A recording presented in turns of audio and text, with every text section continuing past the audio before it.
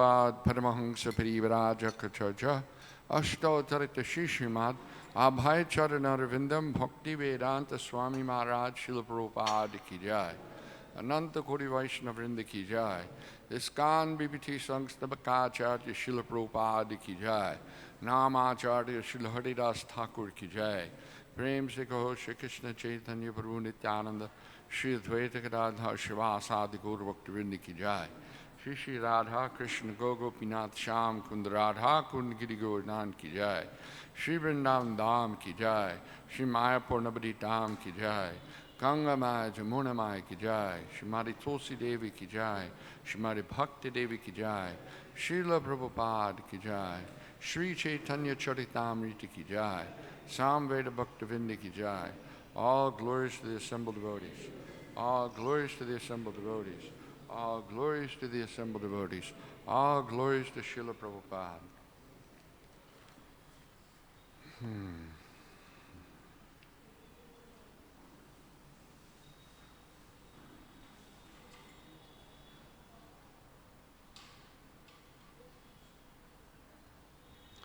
Jaya Jaya Shri Chaitanya Jaya Nityananda Jaya Jaya Shri Chaitanya Jaya Nityananda Jaya Dvaita Chandra Jaya Gaura Bhakta Vrinda Jaya Dvaita Chandra Jaya Gaura Bhakta Vrinda Jaya Jaya Shri Chaitanya Jaya Nityananda Jaya Jaya Shri Chaitanya Jaya Nityananda Jaya Dvaita Chandra Jaya Gaura Bhakta Vrinda Jaya Dvaita Chandra Jaya Gaura Bhakta Vrinda.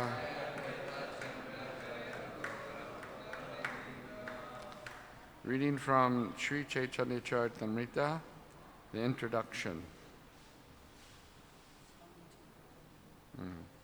From the Chaitanya Charitamrita, we learn how Lord Chaitanya taught people to break the shackles of Maya and become immortal. Thus, as mentioned above, the title may be properly translated as The Character of the Living Force in Immortality. The Supreme Living Force is the Supreme Personality of Godhead. He is also the Supreme Entity. There are innumerable living entities, and all of them are individuals. This is very easy to understand. We are all individual in our thoughts and our desires, and the Supreme Lord is also an individual person.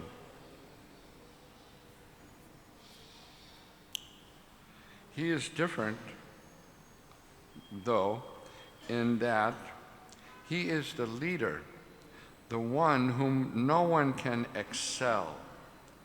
Among the minute living entities, one being can excel another in one capacity or another.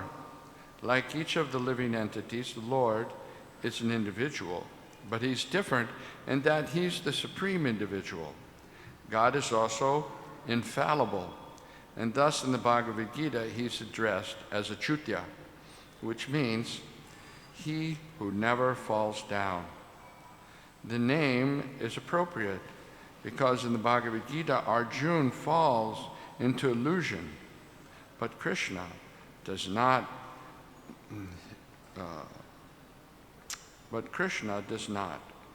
Krishna himself reveals his infallibility when he says to Arjuna, "When I appear in this world, I do so by my internal potency." Bhagavad Gita, chapter 4, text number 6. Thus, we should not think that Krishna is overpowered by the material potency when he's in the material world. Neither Krishna nor his incarnation ever come under the control of material nature. They are totally free. Indeed, in Srimad Bhagavatam, one who has a godly nature is actually defined as one who is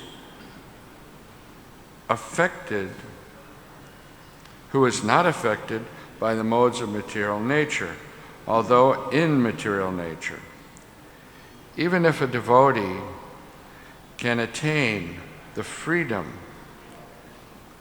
even if a devotee can attain this freedom, then what to speak of the Supreme Lord? The real question is, how can we remain unpolluted by material contamination while in the material world? Srila Rupa Goswami explains that we can remain uncontaminated while in this world if we simply make it our ambition to serve Krishna. One may then justifiably ask, how can I serve? It is not simply a matter of meditation, which is just an activity of the mind, but of performing practical work for Krishna.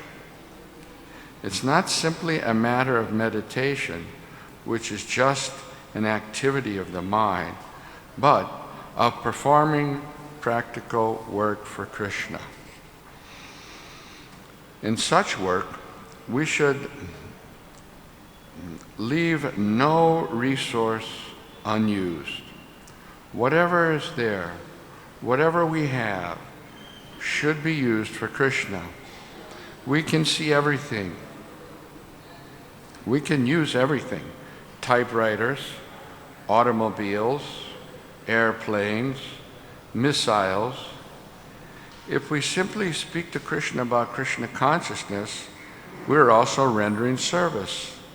If our mind, senses, speech, money, and energies are thus engaged in the service of Krishna, then we are no longer in material nature. By virtue of spiritual consciousness or Krishna consciousness, we transcend the platform of material nature. It is a fact that Krishna, his expansions, and his devotees, that is, those who work for him, are not in material nature, although people with a poor fund of knowledge think that they are. Srila Prabhupada once was giving a lecture, and he was talking about how the non-devotees consider the devotees, and they wonder that Srila Prabhupada mentioned, like in our Los Angeles temple, no one is going to the factory to work, but at the same time, the devotees are taking nice foodstuffs. Not only they're taking nice foodstuffs, they're inviting the whole city to come and eat with them. They have the Sunday love feast. And they have so many cars. So the non-devotees wonder, how do they do this, you know? And Srila Prabhupada mentioned in the lecture that, but if we ask them, you come and join us then, they'll say, no. Right? They're envious of the devotees, but if you say, okay, come, you join with us, they'll not agree. Because they don't want to give up their sense gratification. The Chaitanya Charitamrita teaches us that the spirit soul is immortal, and that our activities in the spiritual world are also immortal. The Mayavadis, who hold the view the absolute truth is impersonal and formless, contend that a realized soul has no need to talk. But the Vaishnavas, devotees of Krishna, contend that when one reaches the stage of realization, he really begins to talk. Personally, we only talked of nonsense. Previously, we only talked of nonsense, the Vaishnava says. Now, let us begin real talks of Krishna.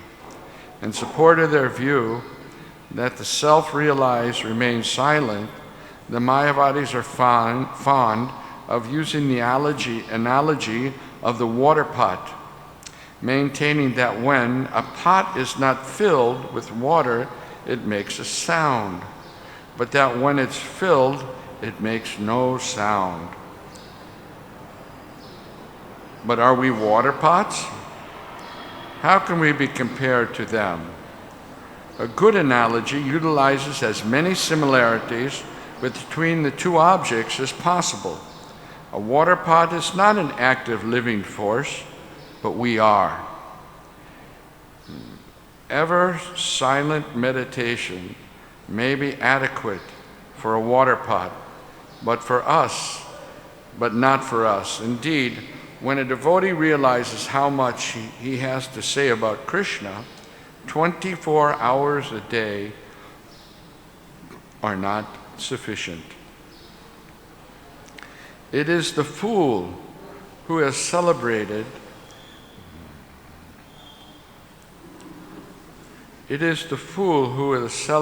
as being as he does not speak, for when he breaks his silence, his lack of knowledge is exposed. The Chaitanya Charitamrita shows that there are many wonderful things to discover by glorifying the Supreme. In the beginning of the Chaitanya Charitamrita, Krishnadas Kaviraj Goswami writes, I offer my respects to my spiritual master. He uses the plural here to indicate the disciplic succession. He offers obeisances not to his spiritual master alone, but to the whole parampara, the chain of disciplic succession, beginning from Lord Krishna himself. Thus, the author addresses the guru in the plural to show the highest respect for all the predecessor spiritual masters. After offering obeisances in the disciplic succession, the author pays obeisances to all other devotees, to the Lord himself, to his incarnations, to the expansions of Godhead, and to the manifestations of Krishna's internal energy. Lord Chaitanya Mahaprabhu, sometimes called Krishna Caitanya, is the embodiment of all those. He is God, Guru, devotee, incarnation, internal energy, and expansion of God. As his associate Nityananda, he is the first expansion of God. As Advaita, he's an incarnation. As Gadhar, he's the internal potency. And as Srivas, he's the marginal living entity in the role of a devotee. Thus, Krishna should not be thought of being alone, but should be considered as internally existing with all his manifestations as described by Ramanuja Acharya. In the Vasishtha Advaita philosophy, God's energies, expansions, and incarnations are considered to be oneness in diversity. In other words, God is not separate from all these. Everything together is God. Srila Prabhupada mentions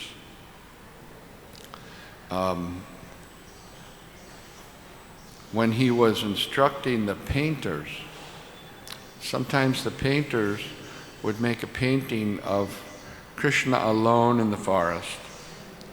But Srila Prabhupada said that Krishna is never alone. Krishna is always with his devotees. And if you paint Krishna, you should paint him with the other devotees, either the cowherd boys or the gopis. Or at least there should be a cow there, because they are also the devotees of Krishna. Actually, the Chaitanya Charitamrita is not intended for the novice, for it is the postgraduate study of spiritual knowledge. Ideally, one begins with the Bhagavad Gita and advances through Srimad Bhagavatam to the Chaitanya Charitamrita. Although all these great scriptures are on the same absolute level, for the sake of comparative study, the Chaitanya Charitamrita is considered to be on the highest platform. Every verse in it is perfectly composed. In the second verse of Chaitanya Charitamrita, the author offers his obeisances to Lord Chaitanya and Lord Nityananda. He compares them to the sun and the moon because they dissipate the darkness of the material world. In this instance, the sun and the moon have risen together. In the Western world, when the glories of Lord Chaitanya are relatively unknown, one may inquire, who is Krishna Caitanya? The author of the Chaitanya Charitamrita, Srila Krishnadas Kaviraj, answers that question in the third verse of this book. And generally, in the Upanishads, the Supreme Absolute Truth is described in an impersonal way, but the personal aspect of the Absolute Truth is mentioned in the Upanishad, where we find the following verse. Haranmayena patrena satyasya fihitam mukam tattvam usham arpar apurnam satya dharmaya dhristaye. O my Lord, sustainer of all that lives, your real face is covered by your dazzling effulgence. Kindly remove that covering and exhibit yourself to your pure devotees. Sri Upanishad, text 15.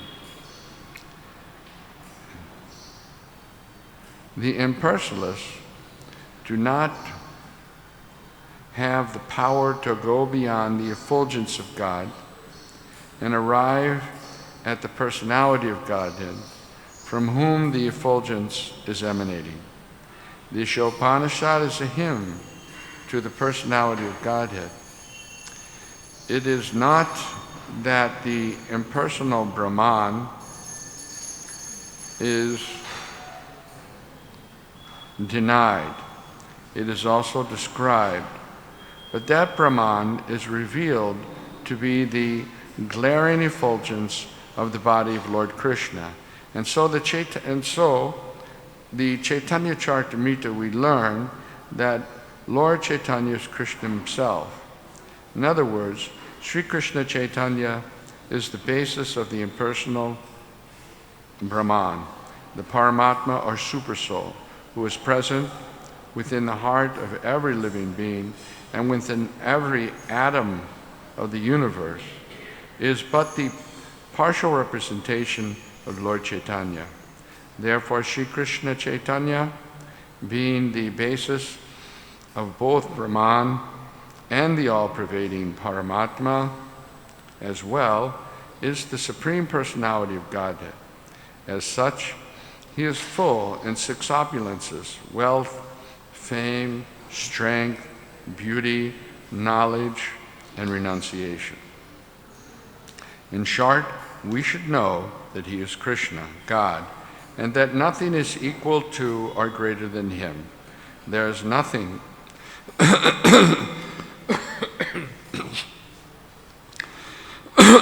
superior to be conceived. He is the Supreme Person.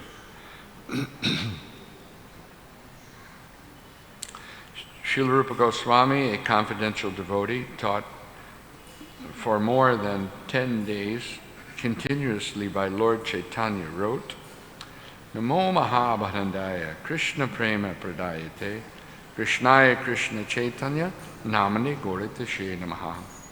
I offer my respectful obeisances unto the Supreme Lord Sri Krishna Caitanya, who is more magnanimous than any other avatar, even Krishna himself, because he's bestowing freely what no one else has ever given, pure love of Krishna.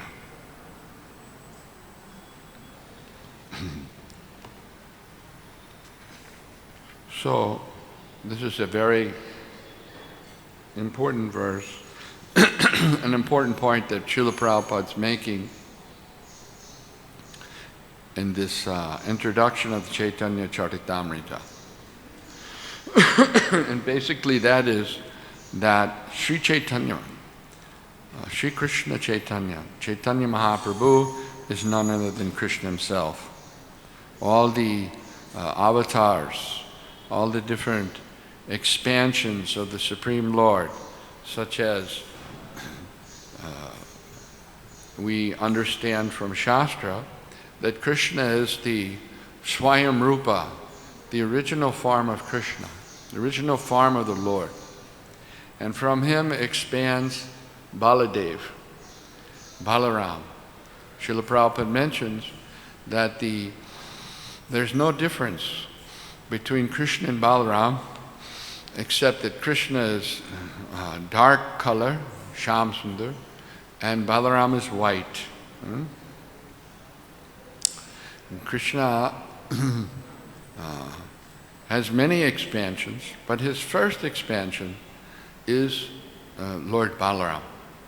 Then from Lord Balaram comes another expansion called the Sankarshan. And from Sankarshan expands to the Chaturvyuha, Vasudeva, Sankarshan, Pradyumna, and Aniruddha.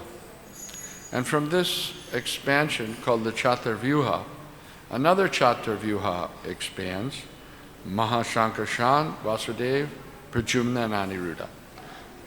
One time on a morning walk, the devotees were asking Srila Prabhupada a question about the first and second Chaturvyuha expansions. And Srila Prabhupada said there are unlimited Chaturvyuha expansions. But anyway, the Mahasankarshan expands into Mahavishnu. And from Mahavishnu, the universes are coming from the pores of his body. So many universes. And they're floating on the Karnodakashayi Vishnu, and Mahavishnu is also known as Karnodakashayi Vishnu, the Karna ocean. And from the Mahavishnu, or Karnodakashayi Vishnu, comes Garbhodakashayi Vishnu. The Garbhodakashayi Vishnu enters into each and every universe. So many unlimited universes. The example is given if you have one mustard seed and you have one whole bag of mustard seeds, one guni, right? How many mustard seeds? So many. In the same way, there are so many universes emanating from Mahavishnu. And Mahavishnu expands himself as Garbhodakashayi Vishnu and enters into each and every one of those universes. The materialistic scientists, they have some information about this universe, and that information is not complete. They're struggling to understand this universe. And they have no idea that there are unlimited universes. And in each one of these universes Garbhodakashayi Vishnu, fills up the universe with the water that comes from his body. Just like on a hot day, especially here in Bombay, now the summer is coming, so much perspiration comes when it becomes very humid.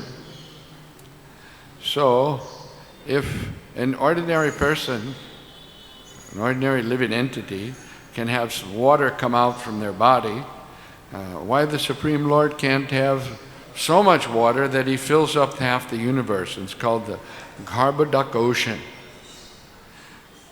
And Garbhodakashayi Vishnu lies down on that Garbhodak Ocean on the bed of Anantasesh.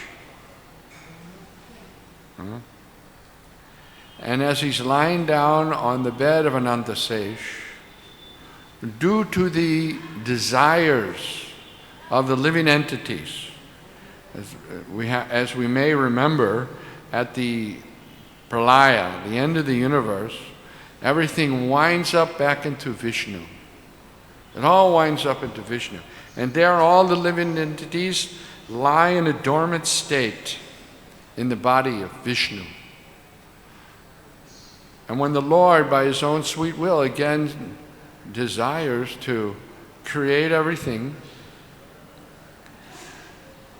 the living entity's desires manifest in the form of a lotus flower that comes from his navel. And on top of that lotus flower is born Lord Brahma. Aja. Aja because the Supreme Lord didn't take the help of Lakshmi Devi to have Lord Brahma. He was born from the lotus flower that protruded from his navel. And then Garbhodakashayi Vishnu again expands himself as Kshirodakashayi Vishnu. Kshirodakashayi Vishnu expands from Garbhodakashayi Vishnu and enters into the heart of every living entity. He enters into every atom. In other words, he's all-pervading. He's the Paramatma. So all of these expansions are there contained in Sri Krishna Caitanya, Chaitanya Mahaprabhu. This is the confidential knowledge, confidential understanding of who Sri Chaitanya Mahaprabhu is. We shouldn't think that Chaitanya Mahaprabhu was one of the great saints of India. Of course he is, but we know more than that, he's the Supreme Personality of Godhead. Lord Sri Krishna, 5,000 years ago, he spoke the Bhagavad Gita on the battlefield of Kurukshetra with the idea that the conditioned souls would surrender unto him. And he mentions that in the 18th chapter of Bhagavad Gita. Sarva dharmam prityaja mamekam saranam braja. Surrender unto me. But because the living entities are controlled by the effects of Kali Yuga,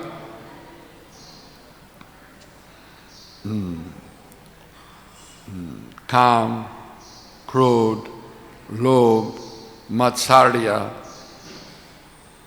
lust, anger, greed, they don't surrender.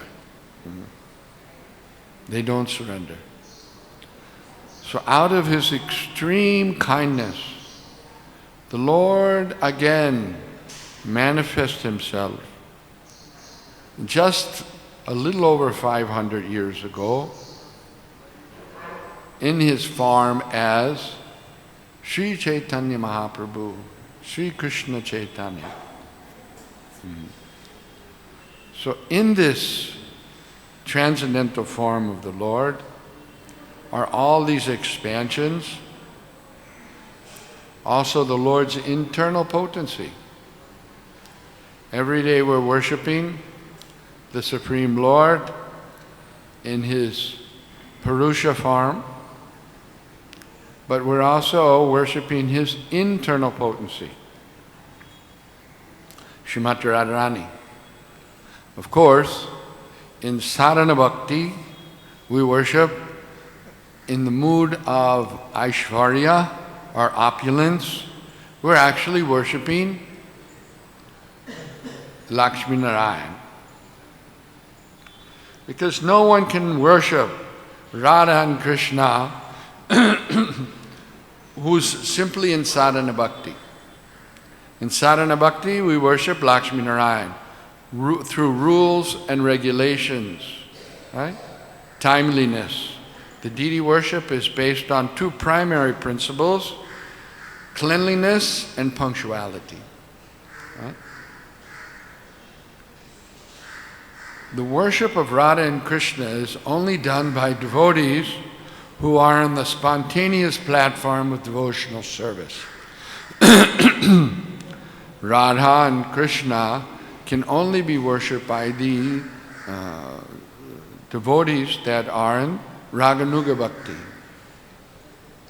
As explained by Srila Rupa Goswami in the Bhakti Rasamrita Sindhu. So Sri Chaitanya Mahaprabhu is Radha and Krishna. Sri Krishna Caitanya, Radha Krishna Nahi Anya. So you can say that the worship of Radha and Krishna, it takes some time to become elevated to that platform of spontaneous devotional service. But the Lord is so kind that He comes in His form as Chaitanya Mahaprabhu, Sri Krishna Caitanya, Radha Krishna Nahi Anya. No different.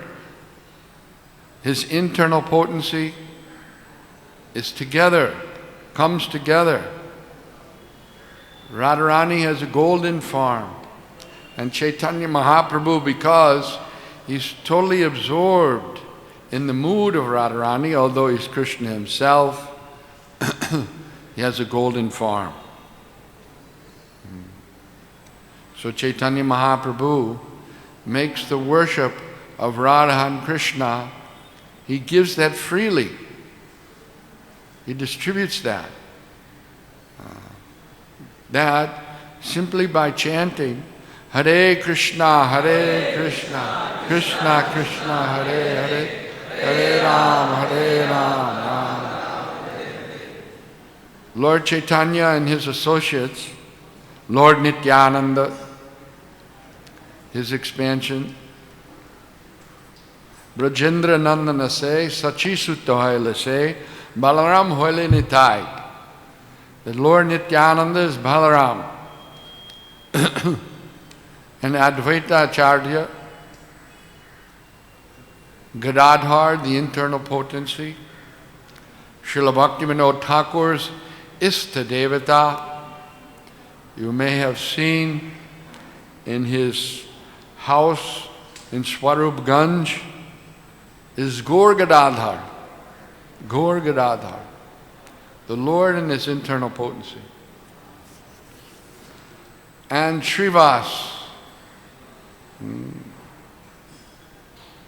the Lord's manifestation of the eternal living entities that are marginal. Sometimes they're attracted by the internal spiritual energy of the Lord, and sometimes they're attracted by the material energy of the Lord.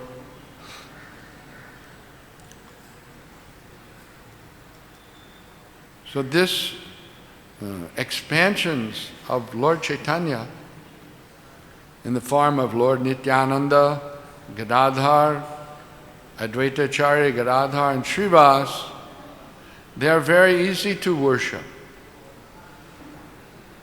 When I first joined the temple in St. Louis, there were no deities. There were only a picture of the Panchatattva. And Srila Prabhupada said, this is sufficient. You don't require more than this. Simply put a picture of the Panchatattva and chant, Hare Krishna, Hare Krishna, Krishna Hare Hare, Hare Rama, Hare Rama. This is sufficient for self-realization. What is that self-realization? That we understand our relationship with the Supreme Lord as His eternal servant. This is self-realization. So the monists, they're busy trying to become detached from the material world. The devotees of the Lord, they're busy engaging everything in the material world in the service of the Lord. So theirs is a difficult task, trying to avoid, be detached. How is it possible? But for the devotees, it becomes an easy affair to engage things in Krishna service. They engage their tongue in chanting the holy name of the Lord. They engage their eyes in seeing the form of the Lord, their ears in hearing the pastimes of the Lord, their bodies in doing so many activities for the pleasure of the Lord. So far advanced from the impersonalists are the devotees who are performing sadhana bhakti. But more advanced than the devotees performing sadhana bhakti are the devotees that are in the spontaneous platform of devotional service.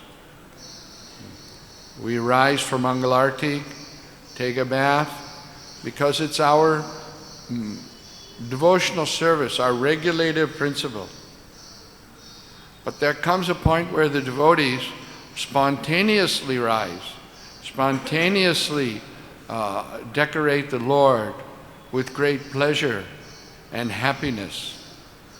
This is coming to the platform of spontaneous devotional service or Raganuga Bhakti. So Chaitanya Mahaprabhu, he's distributing this freely, very easily, by chanting the holy name, by dancing in front of the Panchatattva.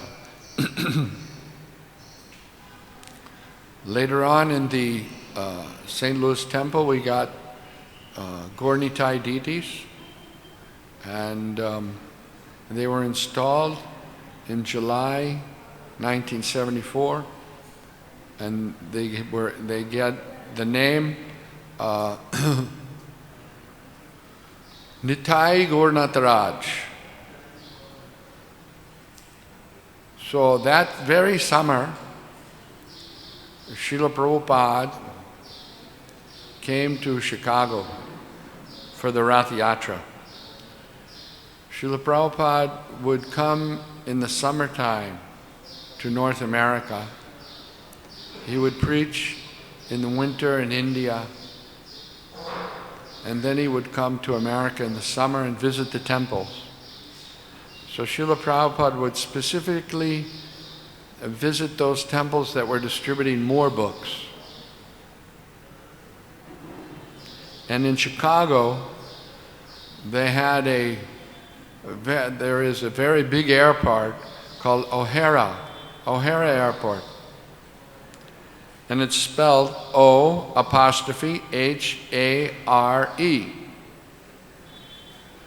And there the devotees distributed so many books.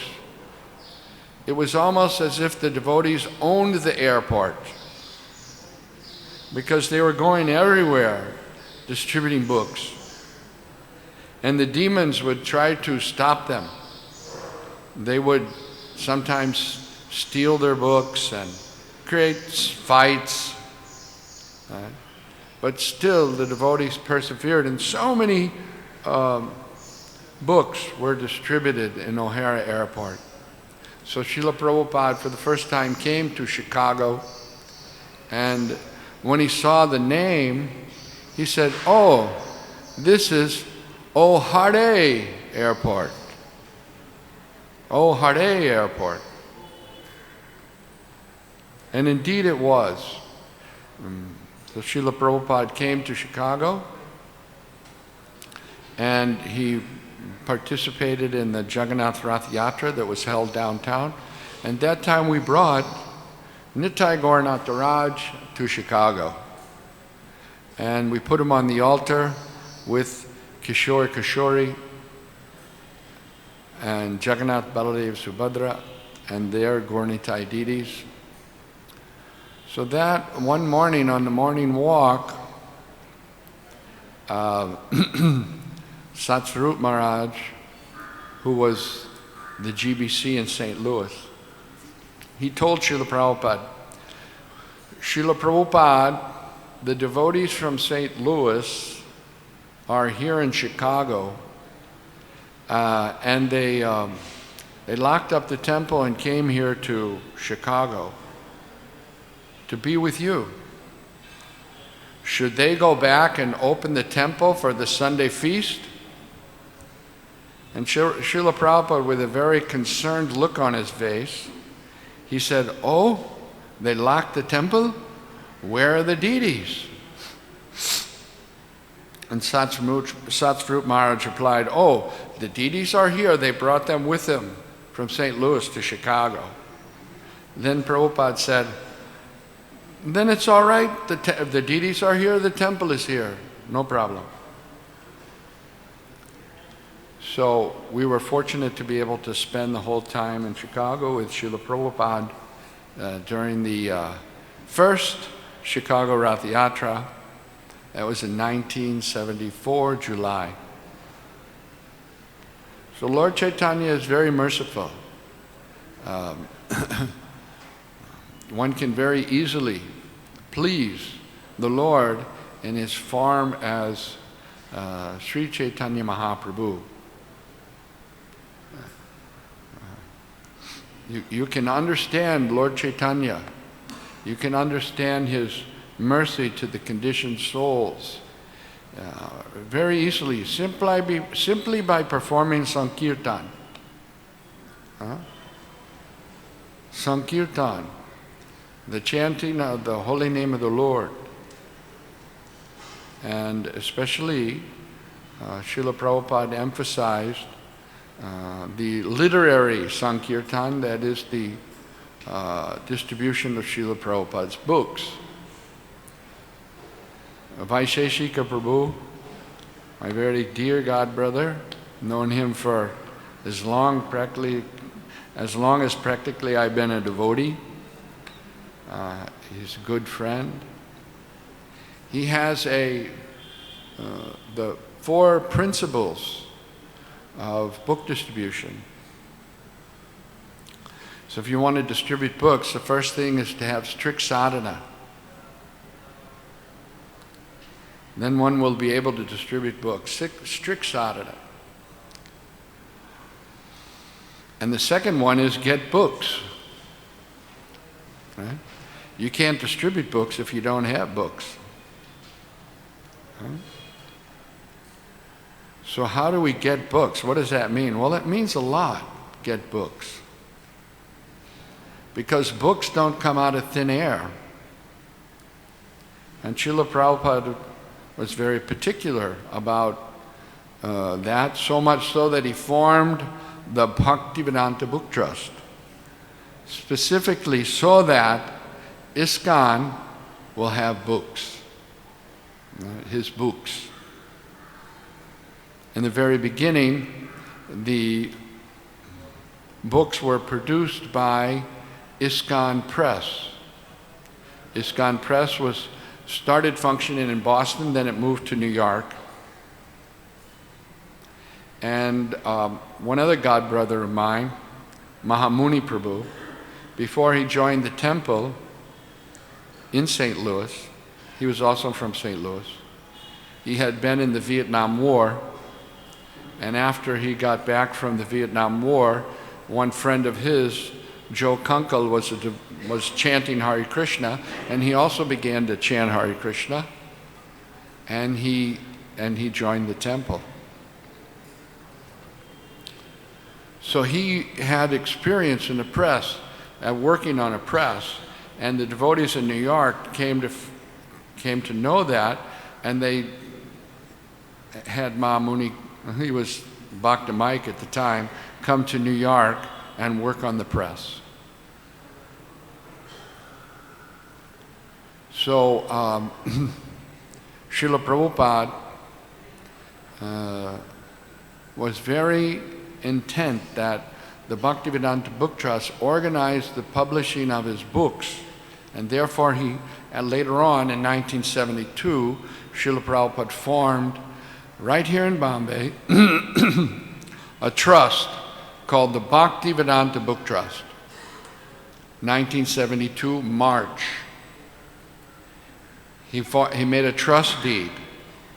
The trust is a very specific type of entity. It's a legal entity. A trust has a founder or an author or a settler. There must be a settler for the trust, which is His Divine Grace, A.C. Bhaktivedanta Swami. Prabhupada is the settler of the trust, formed right here in Bombay in 1972, March. And the settler gives something to the trust. He has something and he gives it to the trust. In this case, Srila Prabhupada gave his copyrights to the trust. Right? It's there in the trust deeds. I have rights, and I put these rights in the Bhaktivedanta Book Trust. So besides that, the trust has trustees. And the trustees are meant to follow whatever the settler has mentioned in the trust deed, how the property, in this instance, the rights to his books, are to be used. Right? So in the trust deed is explained that the trustees should print the books, and the books, the funds from the books should be used for reprinting the books and for making Radha Krishna temples. So the trust has these elements, and Srila Prabhupada specifically wanted a trust. Later on, he formed another trust in Los Angeles, the Bhaktivedanta Book Trust, and there he formed trustees and gave the same instruction that his book should be printed. And he gave many instructions about the book publishing, because his spiritual master had given him the instruction that if you ever get money, print books. I remember, or you can see the letters of Gopal Krishna Maharaj. Many, many years ago, he worked in a company in America, and at that time he was a householder. So he used to regularly write to Srila Prabhupada. I'm talking about 1969, 1970. And whenever he, Srila Prabhupada would write a letter back to him. And whenever you see the letters from Prabhupada to Gopal Krishna, Prabhu at that time, inevitably he would be thanking him for a donation that he gave to Srila Prabhupada's book fund. He would always give money to Srila Prabhupada's book fund. And Prabhupada would thank him. Thank you for your $200 donation to my book fund. Thank you for your $400 donation to my book fund, every time. So later on, when Gopal Krishna Maharaj came to India, he had given up his job and he was working full-time here in India. Srila Prabhupada made him one of the GBCs for India in 1975. And he also made him the manager of the BBT. Later on, he made him a trustee of the Bhaktivedanta Book Trust, because he was publishing Prabhupada's books. One time he published a load of books that were distributed in Australia. Bhagavad Gita distributed in Australia, printed in Bombay. So Srila Prabhupada was similarly very happy with that. So we can just imagine that Srila Prabhupada is extremely happy with the way the Bhaktivedanta Book Trust, India, is publishing books, because the quality from those days has really, really, really improved. Jayadvaita Swami, who was formerly one of the BBT trustees, he's retired now from BBT, but at one point he came to the BBT office and he was going through the English Bhagavad Gita, and he was noticing how the book was how it was printed. So, good quality. You can say it's as good as any international quality. And he remarked that now, this was many years ago, that now the BBT in India has come of age. Right? Previously, the books weren't so well printed. Now, under the careful guidance of Anandatirtha Prabhu, and the BBT books are coming to the highest standard, the highest quality, the best paper, the best printing, binding, so many different aspects. They're up to the highest quality. So much so that the Indian Srimad Bhagavatam, the Srimad Bhagavatam printed in India, is distributed in all over North America, New Zealand, Australia, and London also. So this is Srila Prabhupada's, what he calls our main activity. This is our main activity: publishing books and distributing books. BBT publishes the books, ISKCON distributes the books. As long as this book publishing and book distribution is going on, Srila Prabhupada said, nothing can stop Sri Chaitanya Mahaprabhu's movement. Now we see that the world is in a very precarious situation. The demons are now starting a war. In Europe, Russia has invaded Ukraine.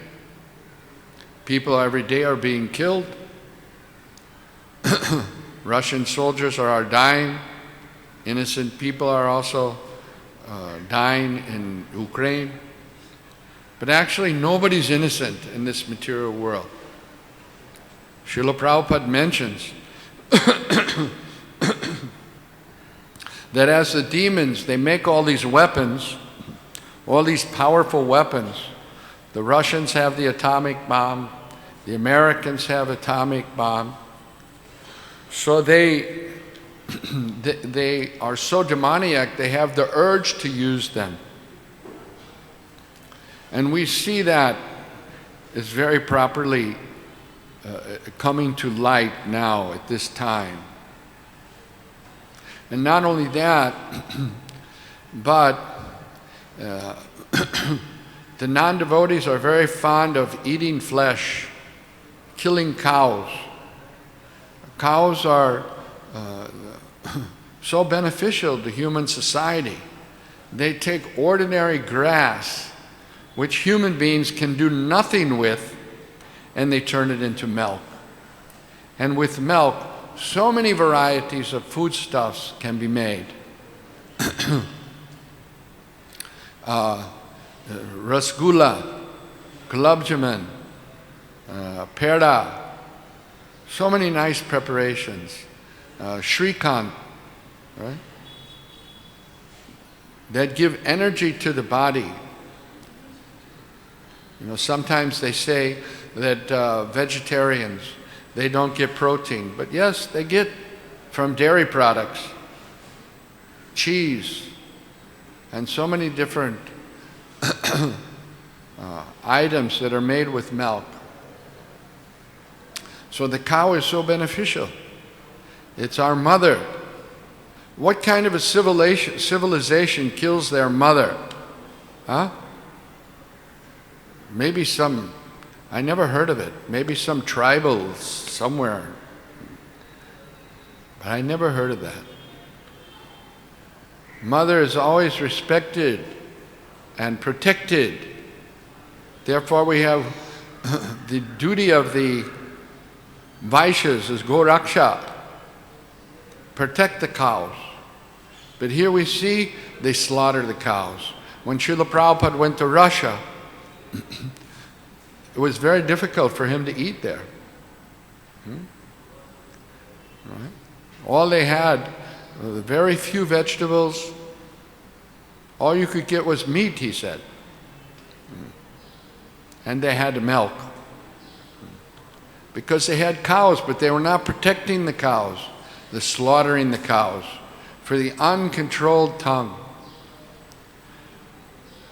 Cows come from Krishna, from Mother Nature. Nature. You're actually offending nature by these activities of killing the cows. So Srila Prabhupada says, nature will have its revenge. Nature will have its revenge. Srila Prabhupada described that so many young American men were going to Vietnam. This was in the 70s, in the early 70s, 60s, 70s. Thousands of young men were being drafted into the army and sent to Vietnam and were being killed. So Srila Prabhupada said, you're killing the cow, therefore, who's the mother, therefore your own sons will be slaughtered in the war. So this is happening. It's the revenge of Mother Earth for not taking care properly, for using the things of the earth without acknowledging the proper ownership. Om Purnamada Purnamida.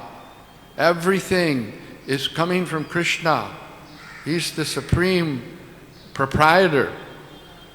And people are falsely becoming the proprietor of this or that. They're not understanding who the owner is. And they're using the things of the supreme owner for the sense gratification without acknowledgement of his ownership. So this can spread all over the world. But still the mission of Sri Chaitanya Mahaprabhu will go on. And Srila Prabhupada explained that when the devotees in Northern Ireland, they were going out distributing books, performing Sankirtan, and at that time there was literally there was a war going on between the British government and the Irish Republican Army, the IRA. Still the Sankirtan movement was pushed forward there. Books were distributed, prasadam was distributed, and the devotees performed Harinam Sankirtan. So regardless of what happens, we should go on performing Sankirtan, Harinam Sankirtan, distributing Srila Prabhupada's books and distributing prasadam. And in this way, we'll be able to understand who is Sri Chaitanya Mahaprabhu. And we'll be able to worship Radha and Krishna by his mercy. Now we're worshiping rules and regulations, Lakshmi Narayan. But by the mercy of Sri Chaitanya Mahaprabhu, by engaging in his mission of distributing Krishna consciousness, one day we'll actually be able to worship Shri Shri Radha Rasa Bihari and all their glories and understand their wonderful relationship and pastimes. Well, that is available simply by pushing on this Sankirtan movement. So this is a very important thing for the world that ISKCON is doing. Srila Prabhupada said that one day it will go down in the history that it was the activities of ISKCON that saved the world. We may not directly perceive how it happened. And just like at one time, Russia was a communist country, and they were throwing the devotees in jail for simply trying to print the books. I can remember here in Bombay, we printed Russian Bhagavad Gitas.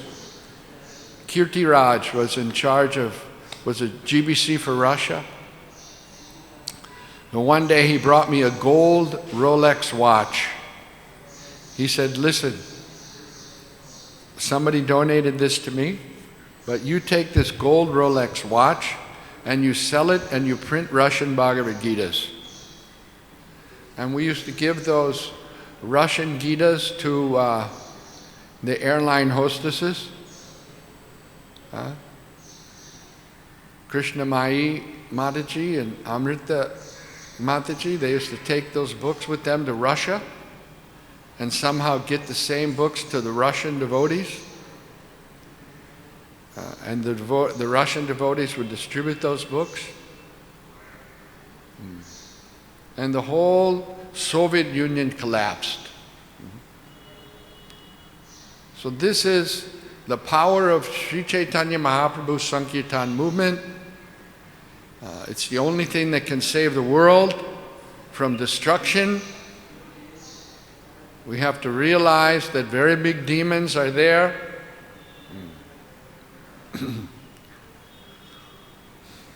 And if we want to get the mercy of Chaitanya Mahaprabhu, we should make it our life's mission to push forward his Sankirtan movement.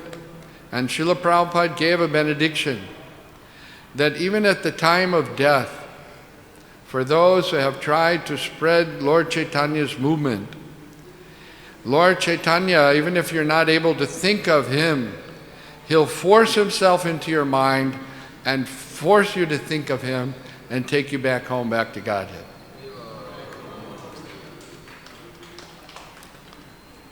So now we're reading this Chaitanya Charitamrita on Mondays. It's a very good thing. We can think of Chaitanya Mahaprabhu and understand more about him and who he is and develop our relationship with him so that we can, after this life, go back home, back to Godhead. Hare Krishna. Sri Chaitanya Mahaprabhu ki, Srila Prabhupada ki, Nitai Gaur Premanande.